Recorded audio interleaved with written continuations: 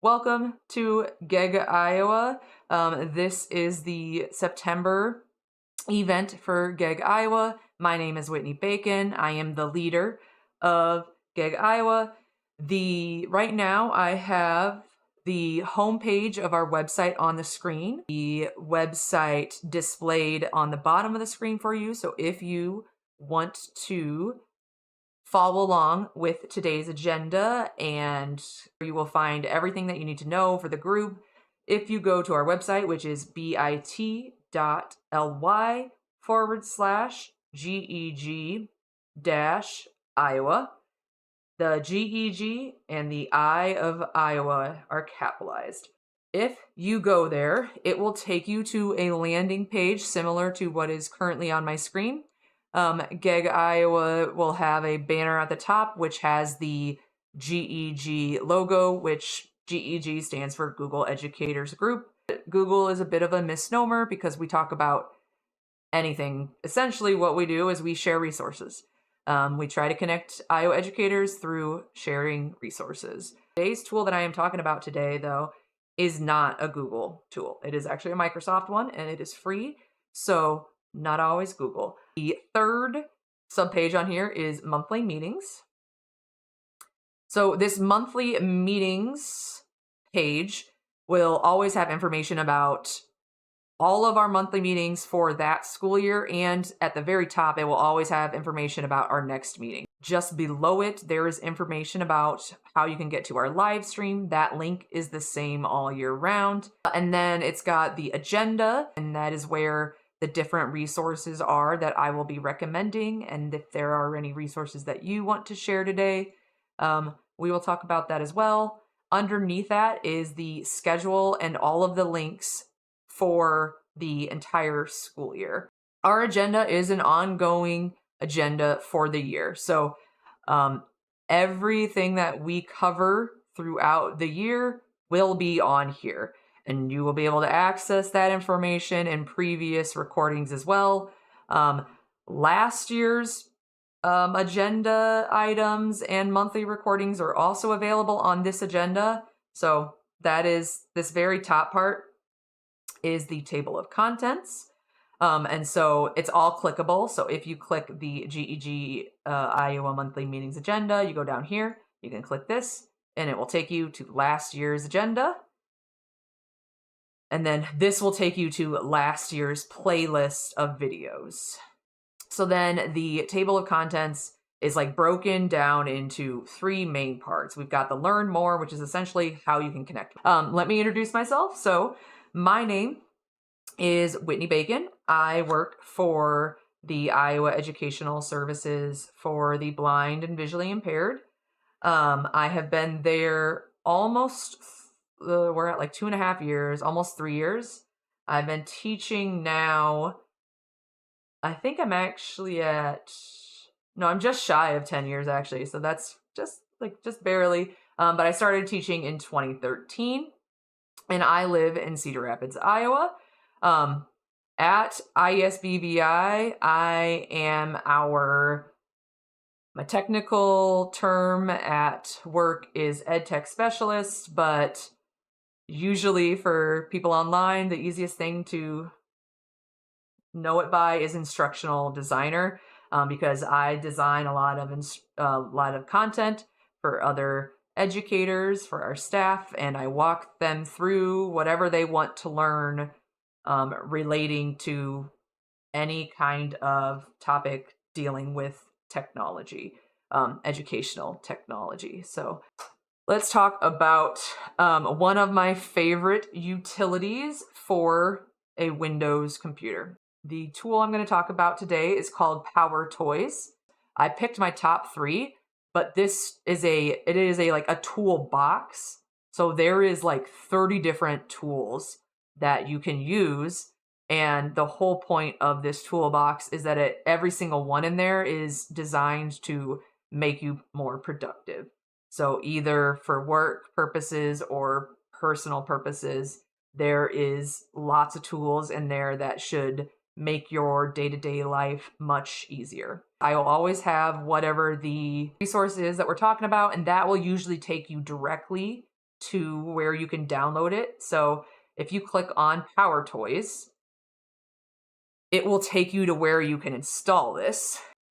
If you are wanting to install this utility toolbox on a school computer possibly that requires admin privileges, this tool will require that. You would need to contact your IT department if you need to get admin privileges, but this is made by Microsoft, so it is a very trustworthy tool to add to your computer. So it does not already come on Windows. You have to install it, but it is very much worth installing. I use it every day. I have sticky notes on my screen to remind me of the shortcuts for all of them. Okay, so then generally what I have after every resource is I do a lot of research in my role as an instructional designer. And so I always try to find some kind of video where some YouTuber is reviewing the tool, or like a blog, an article. And generally I try to find teachers who are reviewing them because my audience are teachers. I am a teacher. And so I have found this one. He, in this instance, is not actually a teacher, but I watch a lot of his YouTube videos. And the main reason why I do that is not only does it reinforce that whatever tool that I am using is a legitimate tool, meaning it's not going to install a virus on my computer, but also if I'm finding a video on it, there's hopefully possibly some comments that I can then look through and like maybe learn more about that tool and different stuff like that. So that is the YouTube video. I would recommend like bookmarking it, watching it later. He will go through some different ones that I'm going to go through, but I'm going to talk about my top 3. One of them, like you have actually been seeing, we'll talk about that shortly, but it is my little highlighter of every time I click. Once you actually install PowerToys and you open it, it is going to look something like this. There is a lot going on here, and I'm going to explain it to you. And the ones that I currently have toggled on are the ones I'm going to talk about today. There are so many other ones, and these are the ones that I use most often. I turned off the other ones because I didn't want to boggle everything down. But there are, I'd say, another 6 or 7 that I use fairly regularly that I might do a part 2 on next month with my next top favorites. But these are the ones that I use pretty much every day or every other day. So the first page when you get in there will be the dashboard. It will show you all of them. And this gives you a very condensed view of what they are. If you click on any of them, then it will tell you all the information that you need to know. And this is also where you change all of the settings. I will walk through the settings right now. I'm just giving you a tour. So after the dashboard, that very first link, after that, we've got the general. The general tab just gives you information about PowerToys in general, and if there is anything you want to change about it. PowerToys is this is the 3rd or 4th version of all the different updates that they do. And so if you want to get new features, because these did not used to all, there's a lot. I think when I started using this, I don't know, 3 or 4 years ago, I would say half of these were that did not exist. And so they keep coming up with more of them. And so if you allow, if you have it toggled on to allow experimentation, everything in here you can experiment with. And then the rest of these on the left, they will go through and they show you every single tool. But like I said, I'm going to talk about my top 3 today. And then we can talk about more of them next time. One final thing to say about this is there's like kind of two steps. So you've got like, so I'm going to show you guys color picker first. So like with this, since these are a utility, they're not turned on automatically. Like I am not using the color picker at this exact moment. I have to activate it. So I have to know I have to either know the shortcut, or I have to know where I can very easily activate it. So I'm going to show you guys both. So color picker, before you can actually activate it with a shortcut, you would have to A, have PowerToys installed, and then B, you would have to toggle it on in either this view, like the dashboard, or like if you go through each one of the individual submenus. But yeah, if I turn it on in here, say I turn it off, and then I come here, it is now toggled off. So I can turn it on or off in either of these menus because this just, again, gives you a condensed view. But that just turns it on so that I can use it at any point. It is not actually on, it's just enabled, I should say. But if at any point I want to actually turn on this particular power toy, then it tells me whatever the shortcut is, which I also have it up on the screen for you. So if at any point I want to activate the color picker, I have to use the keyboard shortcut Windows Shift C. And I'll talk about like different ways that this tool is useful, but let me just show you what it is. So say I want to figure out what one of these colors is. I can activate the color picker with Windows Shift C, and then it's going to pull up this little color picker. And it will, first off, as you are, like until you click, it will tell you literally every single color that your mouse hovers over. And then when you click, it will bring up a menu that gives you more information about that color.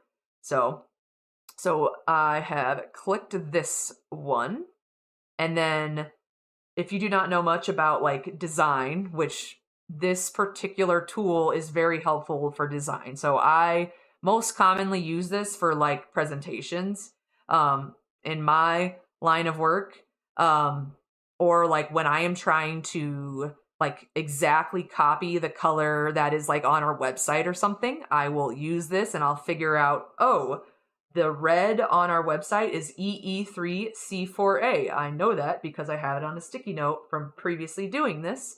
And I know that our blue is 222D63.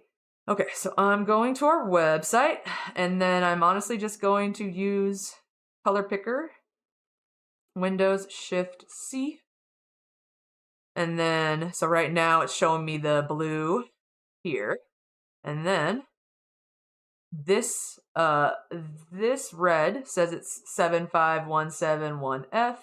And then I think the one that I actually have written down, yeah, is on our logo right here.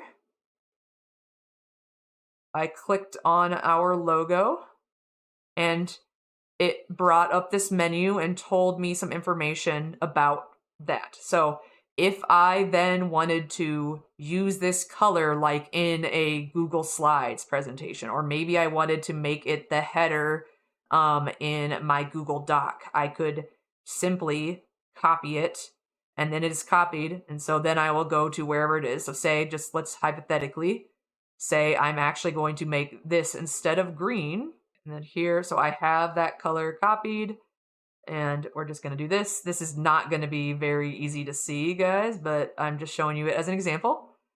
And so there we go. This now highlights in the exact color of my work's website. And say I wanted to do the same thing here with this blue, I am going to activate with Windows Shift C. And then I'm hovering over this, and I'm getting this, and I am copying. There we go. So very cool. It is very convenient. that's just a couple ways of how I use it, but it's really, really helpful for design. It just makes your life really much easier. I think a lot of times previously I used to spend a lot of time like trying to just kind of guess on making certain things match. So like say I'm looking at a document somewhere and I'm like, oh, that kind of looks like this color. Let's try to get it sort of to be that color. This makes it so you don't need to worry about it, and it is just a keyboard shortcut away. So, couple other things about this menu I was going to show you. One thing I really like about this, because there's other color pickers that I've used, like that I've installed onto like Chrome or onto Firefox and stuff like that. This I really like because of this. It has a gradient spectrum. So like based on whatever color I just copied into here, I want whatever color to align with another design. So say I wanted the light blue, but I also want to use a dark blue in the same presentation. These are actually going to be, design-wise, they're going to align. So, and then up above, it will also show you the most recent ones that you have used, so you can go back. So I'm like, okay, I want to go back to the pink. Or I'm like, ooh, 2 days ago, I was messing with some green, or I was messing with, whatever. So it has all that. And then these other ones are like, they are used for other design purposes. Again, I'm not great at that. And then the only other thing on this menu really is like, if you click pick, it'll bring up the thing again. So like, it'll just bring up this. And then if you click the cog, it will just bring you back to the settings. So the second one, technically the second and like the third kind of go hand in hand. So in here, the second one, I have been showing you guys this entire time. So anytime I click, it's this yellow dot. So in PowerToys, this one is a sub tool of mouse utilities, and it is the second one in that menu. So again, remember, if you want to use this, before you can actually activate it, you would have to enable it. Like, you will not be able to activate it with the shortcut unless you enable it. So I always have it enabled, and then when I want to use it, I will activate it with the shortcut, which the shortcut is Windows, Shift, and H. So, and I still have it activated. I can turn it off with Windows, Shift, H, and then it's off. So that one's really nice. I use this a lot at work for my job. I do a lot of screen recordings, and I work from home and do a lot of video calls. So I honestly should have this on always. Then, just a couple things to look at in this menu. There is this section that says appearance and behavior. So the nice thing about this is that all of it is customizable. So I have it set in yellow, and honestly, I should probably change it because I use dark mode, and if I am going to start using this a lot more religiously, yellow on a dark screen is not sufficiently accessible for people that have trouble seeing with a lack of contrast. So I would need to find a better color to use. The yellow is usually supposed to be used on like a light background. So that is the primary highlight color. The secondary highlight color, these are the defaults. I don't think I've actually changed them because generally it works for what I need to do. And then I need to experiment more with whatever this one is, the always highlight color. I don't know. Radius is really helpful. Like it's probably pretty obvious. Like, say I'm gonna do 100. I don't know what the max is. Yeah, so there's 100, and I'm zoomed in, so this is actually 100. Let's try 1,000. Maybe it'll let me do 1,000. Oh my lord. 1,000 is not helpful because it's literally the entire screen. So I don't even remember what I had. I have like 400? Let's see what I had. That is definitely not what I had. Maybe I had 40. Okay, yeah. It's still a little small, but let's go to 60. Sure. Okay. And then these fade ones, I would recommend that you kind of experiment with both of them, fade duration and fade delay, because that's just talking about like when you move the mouse and all of that, when you actually click it, how long after do you want it to start fading, like the actual highlight to go away. And then the other one is like how quickly then does it fade. Once it starts fading, how quickly do you want it to fade? So that is those two. And that is the mouse highlight. That one is very easy. Like I said, just I would recommend enabling it if you, as a teacher, like if you're using a projector, it's really helpful.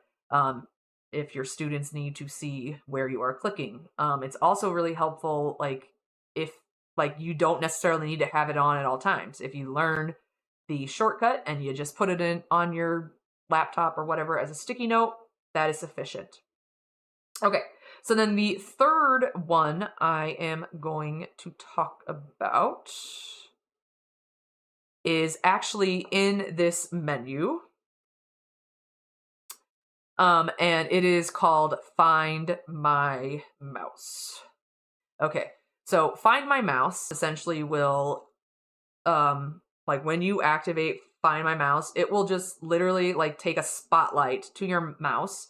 It is different than the highlighter because the highlighter is highlighting everything you are clicking.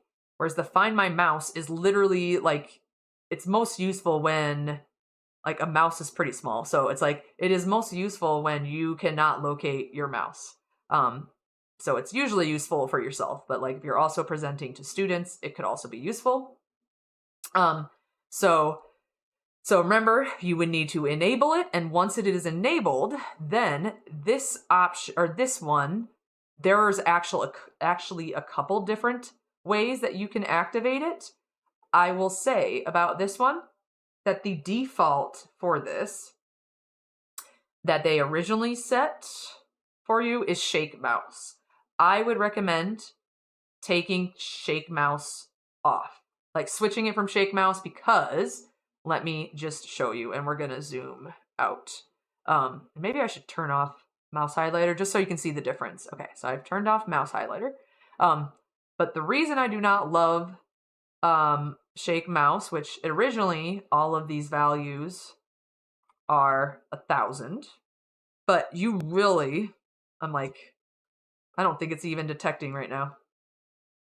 Yeah, it's not detecting it. So that shows you why I don't like the Shake Mouse option, because you have to like shake it a lot. Oh, there we go. Okay, yeah. So, but again, it takes a lot. So if I was trying to find my mouse, I had to shake it a lot to activate it. I mean, if I made it really sensitive, let's say like 25. Oh, maybe I can't go down to 25. It does not appear I can. There we go. So this, at least, like if you want to do the shake your mouse, and then probably decrease these different settings, we're gonna stop that. I'm actually gonna switch the, or no, I have to leave this here so I can show you guys. The other reason that I did not love the shake mouse one as much was because I often would forget that like shaking my mouse would activate it, and there are other reasons that my mouse might be suddenly shaken. So the other two major options are that you can activate it by either pressing the left control twice, so like you have to do it very rapidly, or with the right control twice. So I just activated it. So I usually have this set to press left control twice. So that is that one. And then just like the mouse highlighter, you can customize the appearance of this as well. There is not too much else to say about it. There's some other settings to check out. And then there is also, like, say you don't want it to activate in like Word or something, or you don't want it to activate in Outlook, you can put whichever apps you do not want it to activate in here. The last thing I will say about this, or about PowerToys, is that at any point, once you install this, there is a fast way that you can get to what you currently have enabled. So if you go down to your taskbar, which is like, you know, where it's got your time and your volume and all that, and then you click the caret, inside of here, you will see the PowerToys logo.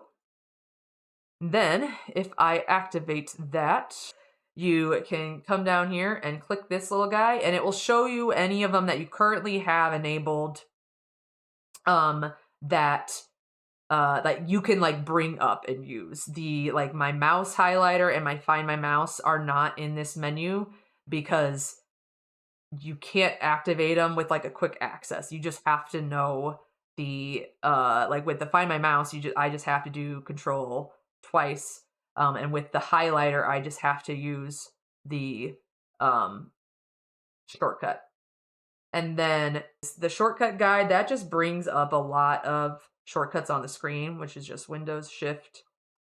That it doesn't have all of them, but it does have quite a few of them.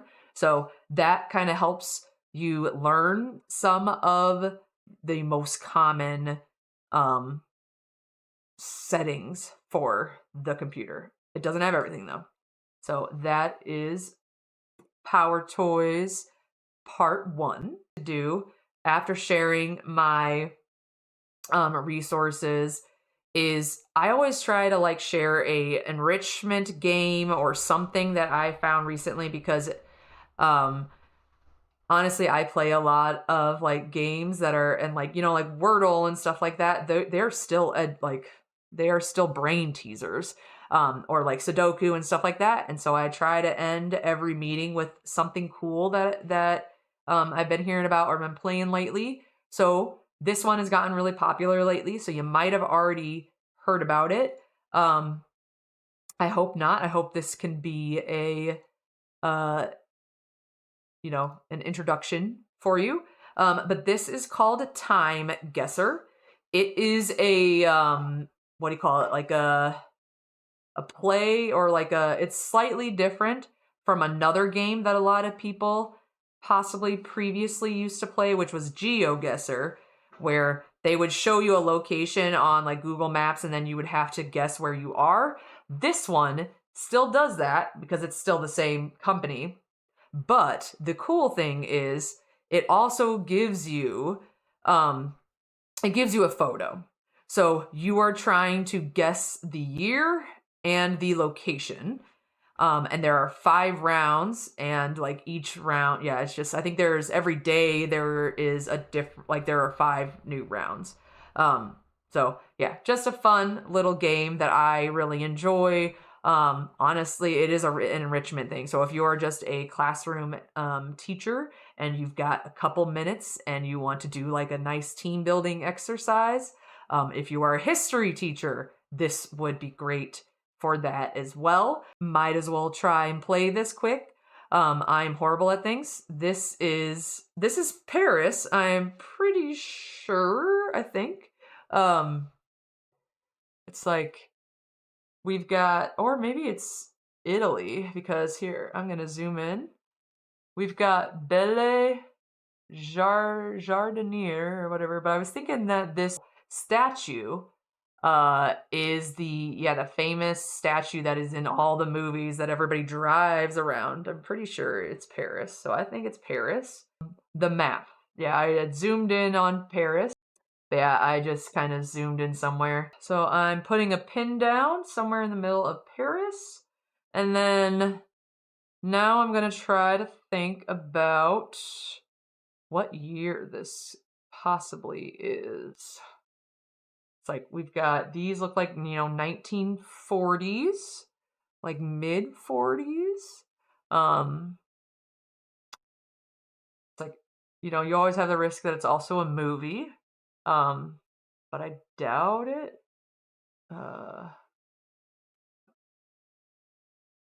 Let's go with, I feel like it's late 40s. Let's go with like 1940, like 8. Sure. Let's see how we did. Ooh. The location, we did very well. The year, we did not do so well. So, but we were still pretty darn close. So we were in Paris, but we were on the other side of the river. And so we were 3.7 kilometers away from the correct location, and this was 1939. So I was close. But yeah, there are 5 rounds, so we could play as many as we wanted to. And I thank you guys for being here, though. I'll just show you guys, we have our next upcoming event. So our next event is going to be October 23rd at 7 o'clock. After that, it is November 20th at 7 o'clock. And then if you want to know any other events, you can, like I said, click on that link and it has everything for the year. If you have any ideas of what we could cover in GEG Iowa in the future, that would also be great. I will see people at the next event on October 23rd.